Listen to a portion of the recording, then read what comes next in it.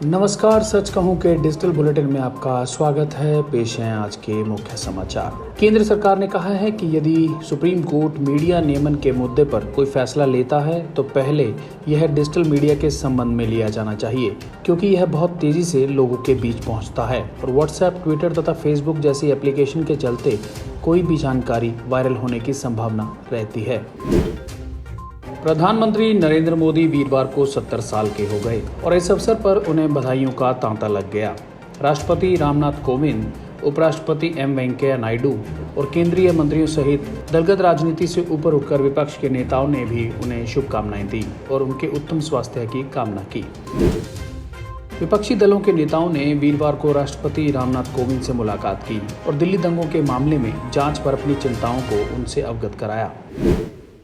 श्रीनगर के बटमालू इलाके में बुधवार देर रात सुरक्षा बलों के साथ मुठभेड़ में 3 आतंकी मारे गए और एक महिला की भी मौत हो गई। मुठभेड़ में सीआरपीएफ के 2 जवान घायल हो गए। मिशेलिन स्टार शेफ विकास खन्ना को कोविड-19 के दौरान भारत में लाखों लोगों को भोजन मुहैया कराने के लिए 2020 के प्रतिष्ठित एशिया गेम चेंजर अवार्ड से सम्मानित किया जाएगा। तूफान सैली बुधवार देर शाम फ्लोरिडा, अलाबामा पहुंच गया। इसमें 165 किलोमीटर प्रति घंटे की रफ्तार से हवाएं चल रही थी और बारिश इतनी मूसलाधार थी जिसे इंच में नहीं बल्कि फुट में मापा जा रहा था। विश्व बैंक के वार्षिक मानव पूंजी सूचकांक के नवीनतम संस्करण में भारत का 116वां स्थान है। यह सूचकांक देशों में मानव पूंजी के प्रमुख घटकों का मूल्यांकन करता है। अब खबरें हरियाणा से। नांगल चौधरी के कालबा गांव में अतिक्रमण रुकवाने पहुंचे फॉरेस्ट अधिकारी को अतिक्रमणकारियों ने फंदा लगाकर मारने का प्रयास किया, परंतु राहगीरों ने बीच बचाव किया तो जानलेवा वारदात टल गई। हमले में घायल 2 अधिकारियों को सीएचसी में भर्ती कराया गया है, जहां रेंज अधिकारी को सांस लेने में परेशानी होने के चलते नारनौल रेफर कर दिया गया है। मौके पर पहुंचे थाना इंचार्ज ने पीड़ितों के बयान लेकर केस दर्ज करके प्रक्रिया शुरू कर दी है। हरियाणा सरकार में भारतीय जनता पार्टी के सहयोगी दल जननायक जनता पार्टी में बगावती सुर एक बार फिर उठने लगे हैं। पिछले दिनों खुलकर पार्टी में विरोध कर चुके नारनौल हलके के विधायक राम कुमार गौतम के बाद अब टोहाना हलके के विधायक देवेंद्र सिंह बबली भी उनकी राह पर चल पड़े हैं। बबली ने खुलकर अपनी पार्टी और सरकार के खिलाफ मोर्चा खोल दिया है। वे सरेआम बयान दे रहे हैं कि सरकार में कुछ ठीक नहीं चल रहा। आज ऐसा माहौल बनाया जा रहा है कि सत्ता में रहते हुए भी विपक्ष जैसा माहौल है।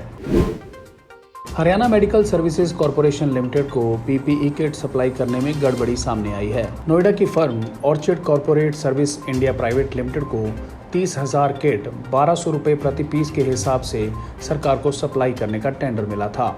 डिस्ट्रीब्यूटर ने सैंपल के तौर पर अंबाला कैंट की माइक्रोटेक्निक फर्म में बनी पीपीई किट पास कराई थी। कंपनी ने अंबाला की फर्म के साथ 775 रुपये प्रति पीपीई किट के हिसाब से 30,000 किट तैयार कराने का सौदा किया। कंपनी ने अंबाला की फर्म से 4800 किट ही ली, बाकी किटें दूसरी फर्मों से सप्लाई कर दी। मामले में गड़बड़ी पाए जाने के बाद अब मामला दर्ज कर लिया गया है। हांसी के गांव शेखपुरा में बुधवार तड़के 5 बजे हुए हादसे में 2 किशोरों की मौत हो गई। गांव के ही 9-10 किशोरों का समूह सेना में भर्ती होने के लिए हांसी जींद रोड पर प्रैक्टिस करता है।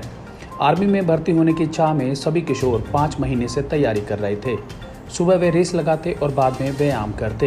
हर रोज की तरह बुधवार को राहुल, पारस, अभिषेक, अंकित, प्रिंस, जस्सू भी सुबह 5 बजे अपना शेड्यूल के हिसाब से प्रैक्टिस कर रहे थे।